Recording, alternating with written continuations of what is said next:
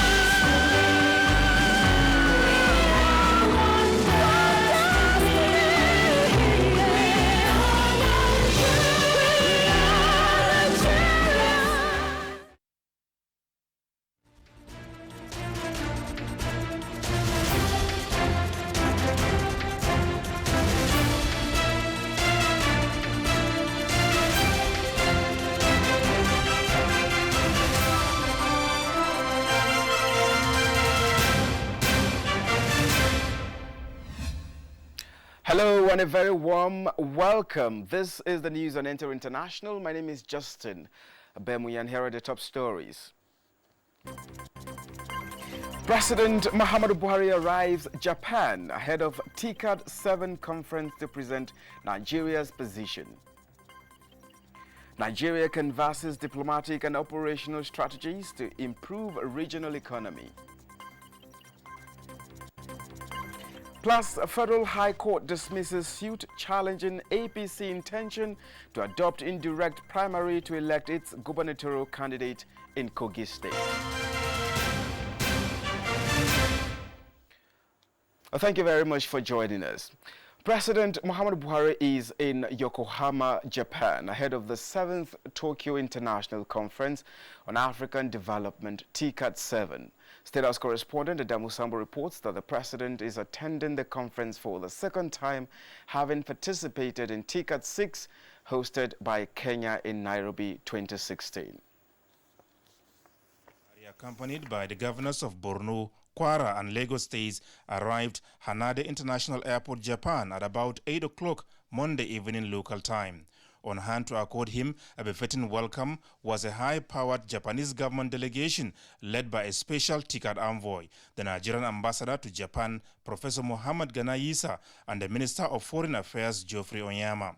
President Buhari is expected to join other Japanese and African leaders, international organizations, private companies, and civil society organizations at TICAD 7 to be hosted by Prime Minister Shinzo Abe. It has as its theme Africa and Yokohama sharing passion for the future.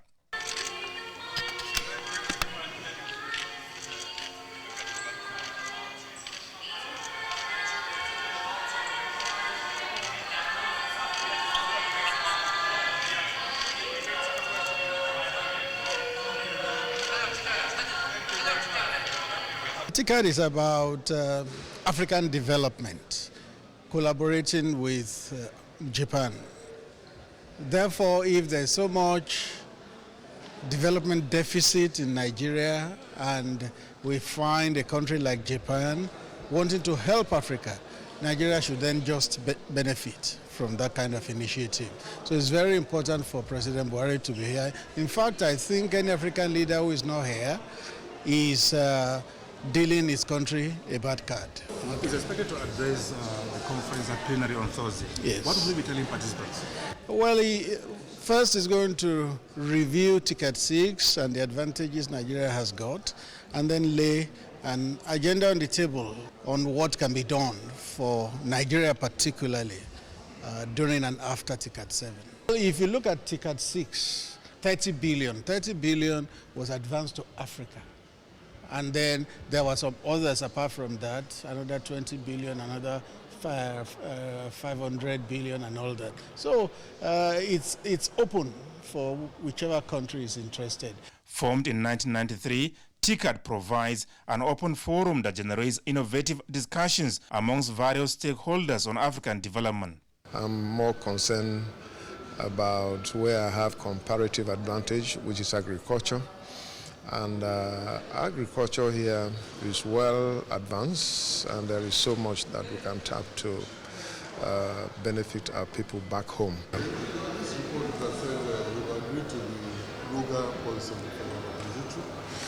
Well, right from the inception, we never objected to it. We already have a law in place, so where people are free to come and do their ranching, and we are also going to embrace the federal government program based on our law. So we are not rejecting it. The Nigerian leader will also attend some side events and meet chief executive officers of some Japanese companies with huge investments in Nigeria. Since the Nairobi conference, otherwise called TICAD 6 in 2016, Japanese government and companies have been very active in supporting Nigeria's agriculture, healthcare, power supply, and youth empowerment. Here in Yokohama, President Muhammadu Buhari is expected to push for broader Japanese assistance in science and technology, innovation, human resource development, and other areas critical to the economy of the country. From Japan, Adamu Sambo, NTA News. In the meantime, the proscribed indigenous people of Biafra, IPOB group, has nothing to do with President Muhammadu Buhari since he arrived Yokohama, Japan on Monday.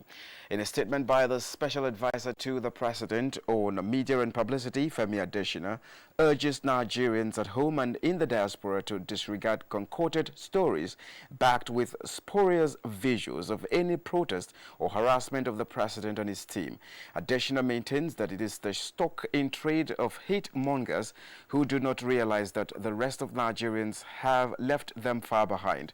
President Buhari will make his presence at the 7th Tokyo International Conference on African Development, TICAD 7, count for Nigeria, and no scaremongering will detract from the outing.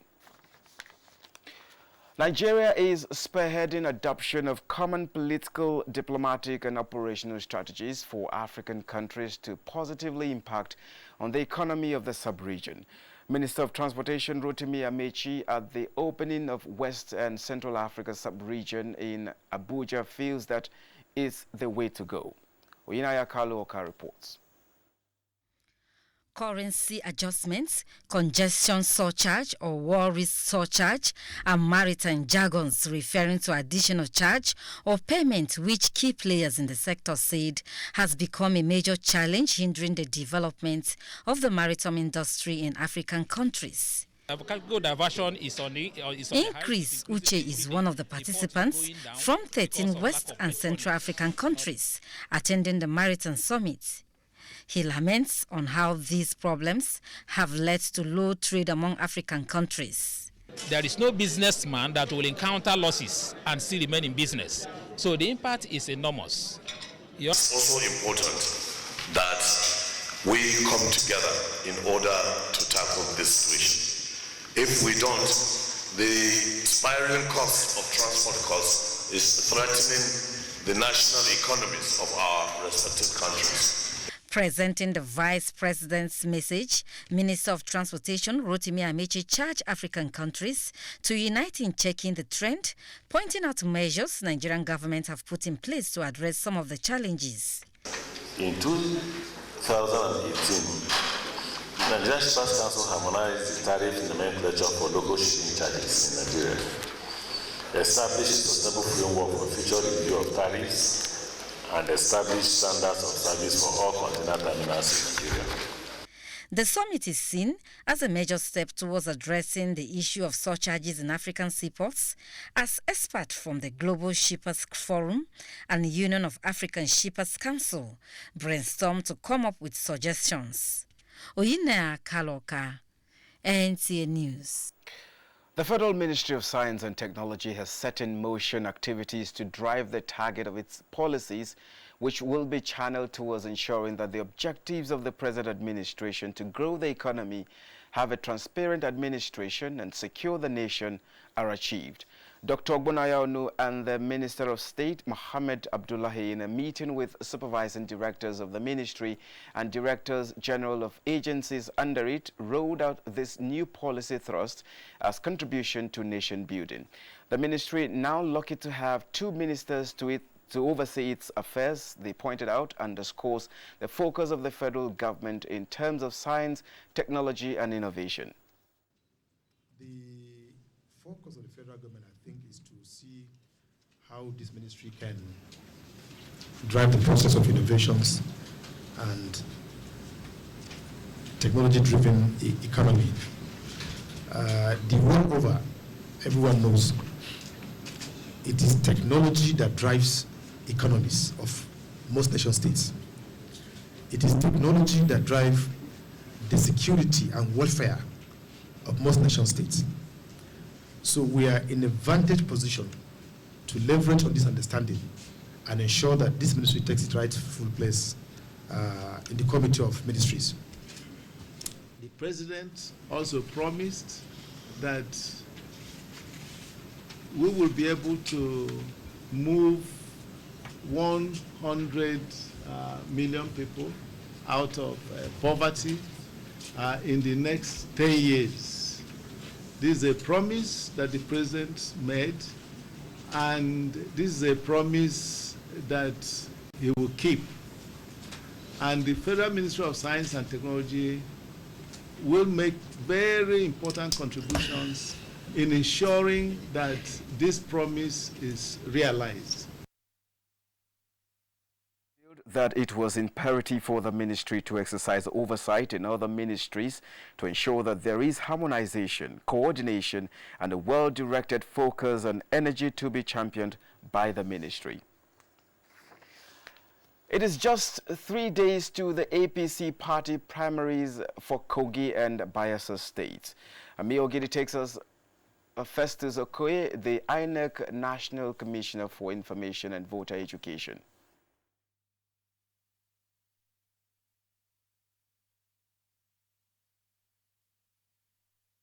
This week, all the non-sensitive materials for the conduct of elections in Kogi and Bayelsa states will be in those states.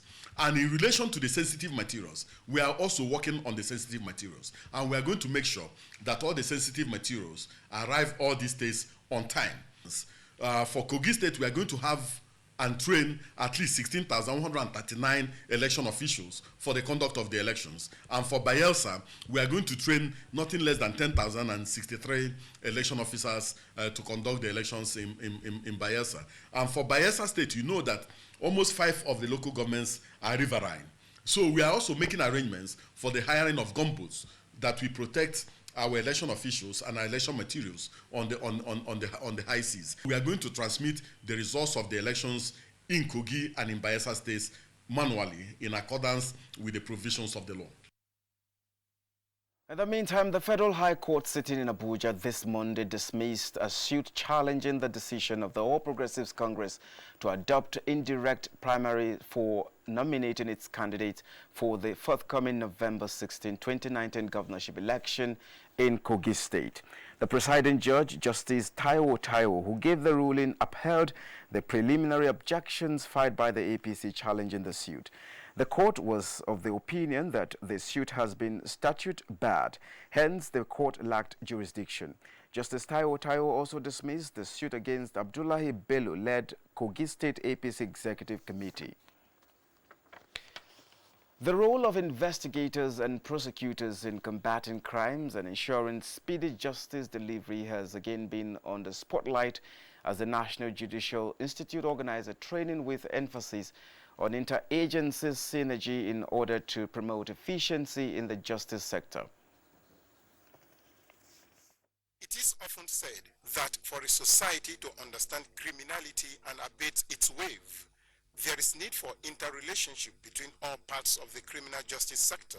To fully realize this in Nigeria, investigators and prosecutors, not only from the criminal justice sector, but also the military, paramilitary, and other agencies have been brought together by the National Judicial Institute to brainstorm and come up with strategies that will enhance output.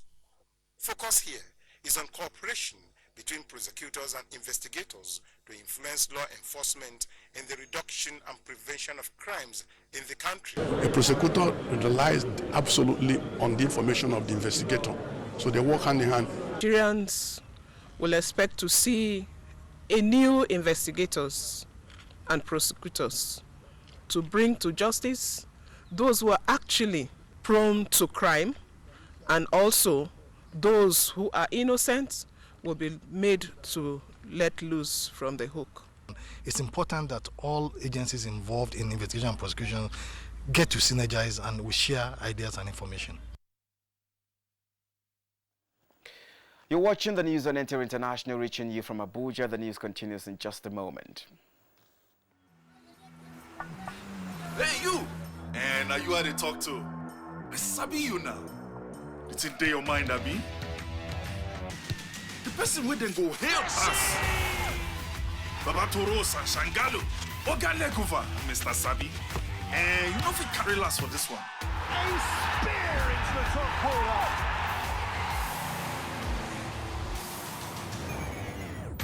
We sabi say Peking go crawl before in waka. So don't look, no help anybody. No dolly, no. So go for it. Go for football. Go for all Serie A and La Liga matches live. Go for Go TV Max. NTA International News. Africa as it is. You're welcome back. Now let's turn to agriculture, where the federal government says it will not hesitate to delist and prosecute any person or company found guilty of production and marketing of fake and substandard seeds to farmers. To this end, the National Agricultural Seeds Council of Nigeria has commenced sensitization of farmers and seeds merchants on relevant laws guiding seeds business in Nigeria. Musa Babali reports. President Muhammadu Buhari recently assented to a bill by the 8th Assembly on production and distribution of seeds in the country. The Seed Act gives room for private sector participation in the production, distribution, and marketing of seeds and seedlings nationwide. Under the new law, any seed dealer that defaults in the standard of seeds or seedlings in the country risks 10 years imprisonment or pays 3 million naira as fine. So we are out that there is in Nigeria's seed market, you should not see bad and adulterated seed again. So that farmers that go to the market to buy seed is sure that is obtaining quality seed for planting on his field. The Seed Council of Nigeria is saddled with the responsibility of regulating seeds and seedlings and to ensure and eliminate adulterated seeds. It is in the light of these that the Council commenced sensitization of farmers and seed producers on the new law. This sensitization exercise that is taking place now is a welcome development both to Nigeria, not only Nigeria, but West Africa. The law is to sustain Nigeria's position as the largest producer and supplier of seeds across West African sub-region. In Abuja, Musa Baba Aliyu, NTA News. In a bid to provide digital life for all Nigerians, NTA Star Times is rewarding viewers who participated in the 2 months basic bouquet raffle draw with a cash prize of 50,000 naira. Momso Damon Dati was there and has the details. The best. Alaba Aliyu, a mother of 2 children and a resident of Abuja, has just received a surprise phone call from Star Times inviting her to come and claim a cash prize of 50,000 naira. Though finding it difficult to believe, all the same, she's here to verify.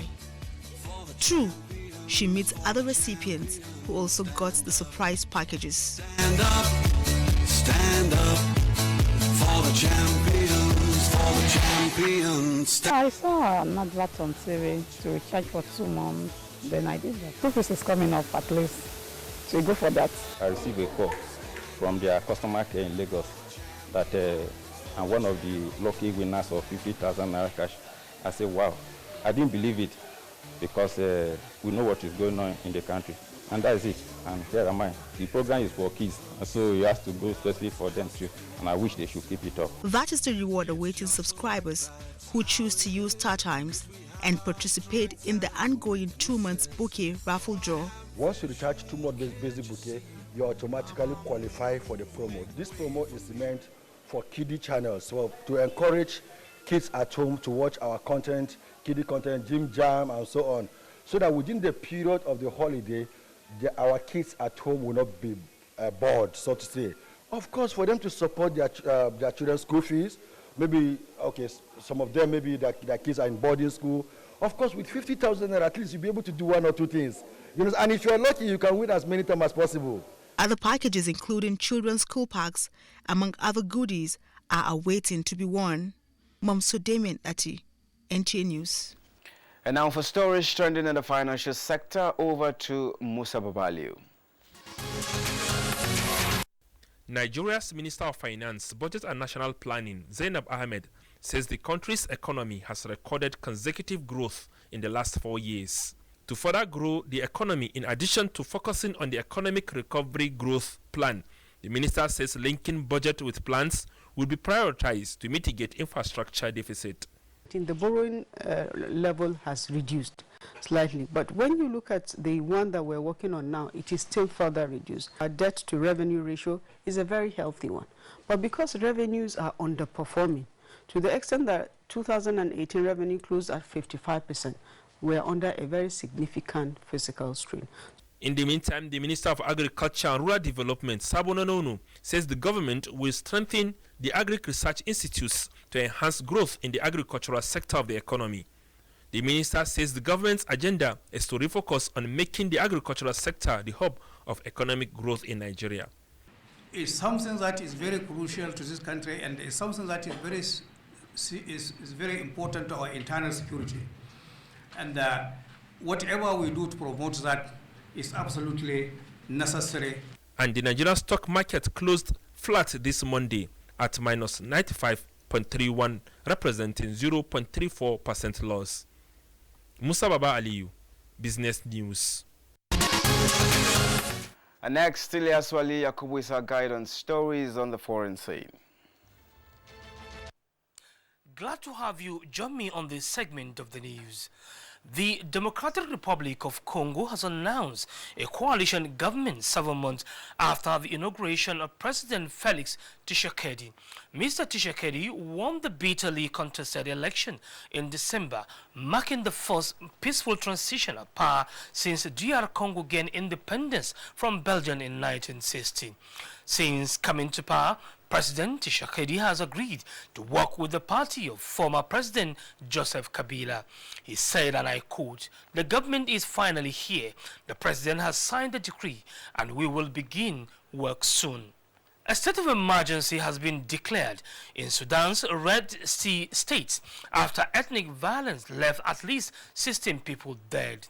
The country's new entering government has also dismissed the governor of the eastern state and the regional security chief.